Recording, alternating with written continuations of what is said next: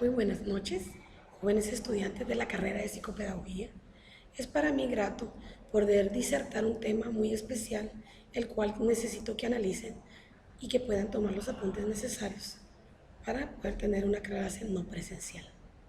Hoy o esta noche voy a hablarles sobre los trastornos de los impulsos, los cuales nos hablan de aquello que consiste en el fracaso de poder contenerse por un impulso, por una acción no bien vista, la cual consiste en hacer cosas negativas de las cuales luego el ser humano se arrepiente.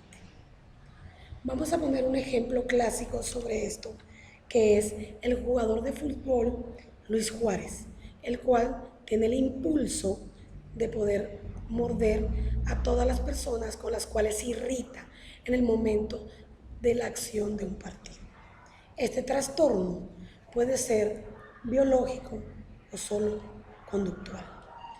En la parte biológica podemos hablar que se encuentra afectado el lóbulo frontal, el cual tiene determinado nombre, determinado trastorno, el cual se puede ejecutar o desarrollar desde los 6 a los 8 años. Es llamado también una ejecución disfuncional, la cual se da o se desarrolla en el lóbulo frontal. Para saber más de ello, podemos decir que también hay características del trastorno de los impulsos. Estas características son bien importantes, ya que nos dicen o nos palpan el diagnóstico para poder diferenciar entre una persona simplemente agresiva o una persona con trastornos impulsivos. Estos trastornos de la impulsividad tienen ciertas características.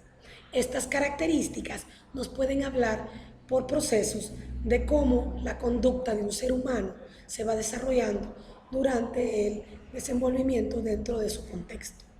Entre estas características podemos mencionar el placer que le causa el impulso de hacer una acción que al final es negativa. También podemos hablar de lo gratificante que él siente a la hora de hacer algo o una acción impulsiva que no le va a dejar nada, ya que los trastornos impulsivos casi siempre son acciones negativas que no ayudan al ser humano a desenvolverse dentro del contexto educativo o dentro de su contexto cultural, sociocultural.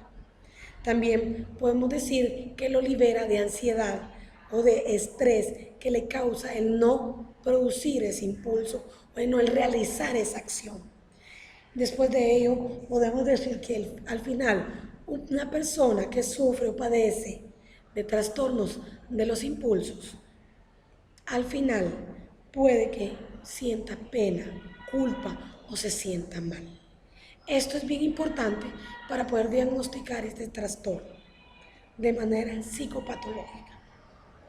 Ahora, conforme va pasando mi disertación, vamos a hablar de la clasificación de esos trastornos, porque se ejecutan ciertas patologías que los caracterizan y que por ende le da el nombre a cada uno de los trastornos. Para poder hablar de ello, vamos a ir hablando de uno por uno de los trastornos.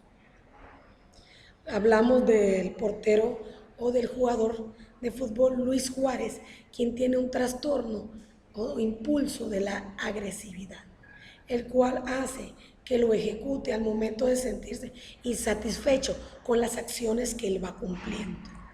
Otra cosa bien importante es el trastorno, la clasificación de los trastornos. Al hablar de los trastornos explosivos, que es en el cual encajaría el jugador de fútbol Luis Juárez, podemos decir que es cuando él pierde el control total y ejecuta actos violentos, los cuales repercuten hasta en la destrucción de algún objeto en concreto.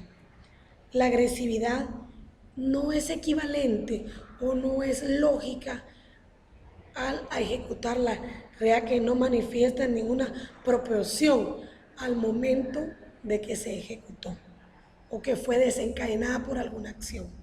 Por ejemplo, el trastorno explosivo puede darse en la mayoría de casos más en hombres. Realmente podemos poner otro ejemplo. Cuando una persona padece de los trastornos, de los impulsos, pero en específico del trastorno de la impulsividad, podemos decir que tuvo una riña con alguien y simplemente contestó lo que no debía. Y esa persona no pudo contenerse y lo agredió. Al caso, hasta llegar al extremo de poder referirlo de una vez al hospital por alguna acción que haya tomado y lo haya violentado. Otro de los trastornos que también es importante y que a veces nosotros no le ponemos la mayor atención es la cleptomanía. Esa es conocida como la acción impulsiva de robar, de hurtar algún objeto. Estas personas, la mayoría, su situación económica no es decreciente y no necesitan el hurtar. Realmente solo lo hacen o por el impulso de querer hacerlo, por la acción de querer tener placer al robar. Luego de haberlo hecho, lo esconden, lo regalan, porque realmente ellos económicamente no lo necesitan. No debemos confundir esa parte con las personas que están dentro de los centros penitenciarios, porque ellos no tienen esos trastornos. Ellos roban porque quieren buscar otro panorama de vida. A lo contrario de los trastornos de la cleptomanía, la cual sirve para reconocer una persona que económicamente o por sus intereses no tenía la necesidad y lo realizó. Otro de los trastornos que también es importante es la ludopatía, que se da en la mayoría de adolescentes. No con esto quiero decir que solo se encuadra en adolescentes. Ludopatía es el trastorno de la impulsividad a la hora de jugar juegos de azares, los cuales los llevan a destruir su relación con las personas que lo rodean y en específico con su familia, porque pueden apostar hasta su propia vida solo por el impulso de jugar. Y eso es importante porque la ludopatía es un trastorno el cual es reconocido por la Organización Mundial de la Salud. Ese trastorno afecta a muchas familias, muchos pareceres, porque igual el individuo no tiene el control para la relación con el juego. Es una enfermedad crónica porque él no puede dejar, no puede parar de jugar. Y por eso se clasifica entre los trastornos de la impulsividad. Otro de los trastornos que es bien importante y que puede hacer demasiado daño es la piromanía. Este trastorno es el impulso de prender o incendiar lugares por el simple hecho del placer de poder hacerlo, sin pensar en las consecuencias que puede tener hacia los seres humanos o hasta hacia las infraestructuras donde él se encuentra. Él busca la manera de incendiar o de producir fuego, no importando con qué, con gas, con gasolina, con gas lacrimógeno, no importa con qué. Él siente el mayor placer en el momento que provoca el fuego. Y lo provoca de manera deliberada, no por querer dañar a una persona, sino por el simple impulso del placer de realizarlo.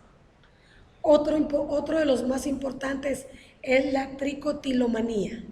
Ese trastorno a veces es aleatorio a trastornos psicóticos, los cuales nos determinan si una persona se encuentra entre trastornos de locura. La tricotilomanía es la acción de arrancarse el cabello solo con el simple hecho de arrancarlo, de una forma impulsiva ante la acción de una tensión.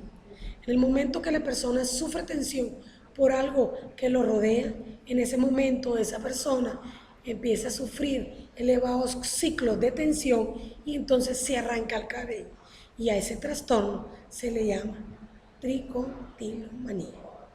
Con esto podemos entender las fases o las características o los criterios para poder diagnosticar cada uno de estos trastornos que se incluyen entre los trastornos de la impulsividad.